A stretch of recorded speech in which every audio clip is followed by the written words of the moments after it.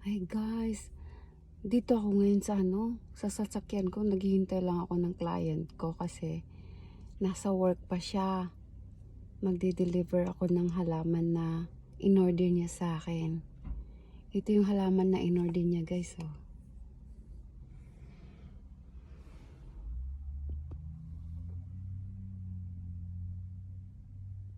Yan. Ang dami, no? Ikot.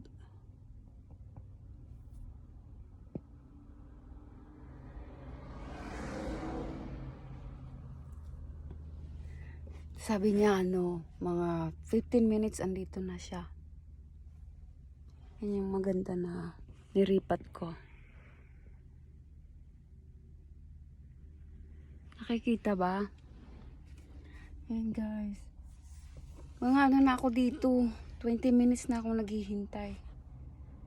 Pero okay lang. Habang naghihintay ako, nag-online ako. So, may time. Nakaka-relax.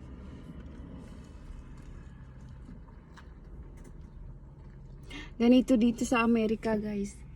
Nakakatuwa kasi kung may mga mga ideas na pwedeng gawin para kumita ka ng pera, gawin mo, basta legal lang siya.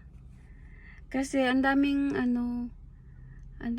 kumukuha ng service mo. Kasi lahat dito may trabaho, so may pambayad sila. So basta lang, creative ka lang, tsaka masikap. Tsaka yung presyo mo, fair, hindi mo masyadong minamahalan yung mga tinda mo. Yung tinatangkilik yan ng tao. Tsaka ang maganda doon, nire-refer ka sa friends nila or family nila. Kaya dumadami din ang ang customer. Dahil sa magandang presyo, magandang product, magandang service. Ayun. Siguro ang client ko umabot na ng 20, mahigit 20. Iba pa yung sa sa online. Yung sa online naman, minsan nire-refer din nila ako sa mga friends nila. Tapos nagpi-pick up sila sa bahay, ganun. Tapos karamihan ng nasa online na na clients, sila repeat customers din. Kasi nag-follow sila sa sa website, ganun. So every time na na-update ko yung yung website ko, nakikita nila yung bagong halaman, ganun. Minsan nga nag-aagawan pa sila. Nag-aagawan sila ng halaman. Limited naman kasi ang supply ko kasi sa pinupuntahan kong bilihan sa market, nag-aagawan doon. Pumipila ang mga tao. Tapos pag maaga ka, dapat magpalista ka na agad.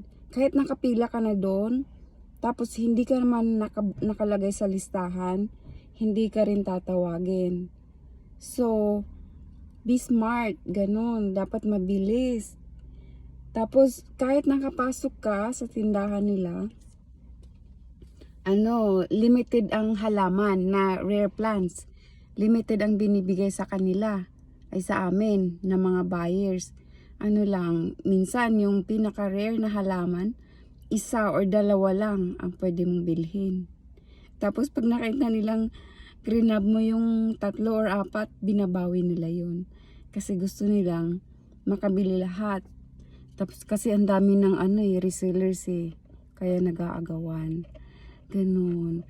Nakakatuwa naman kasi ang dito, ang buhay sa Amerika. Kasi basta masikap ka lang, may makukuha ka. May tumatangkilik ng service mo, ganun. Sana pag pag nasa Pinas na ako, ganun din, mayroon din mag-a-avail ng service ko kasi ang plano ko doon, yun din, magtitinda ng halaman, ganun. Nakikita ko din sa online selling sa Facebook, ang ganda ng mga halaman sa atin. andun lahat. Ang mamahal din ng iba, pero ganun talaga ang presyo kasi imported yon. Excited ako makita lahat ng halaman sa atin. Sige guys, I think andito na yung client ko. Nakauwi na siya. Ayan, nag-park na siya. Ayun guys, salamat. Sana subscribe nyo naman yung channel ko. Kasi ipapakita ko yung mga magagandang halaman, tsaka yung adventure ko dito. Mga projects ko, papakita ko sa inyo. Salamat guys. Please subscribe my channel, Fairy Essie. Thank you guys.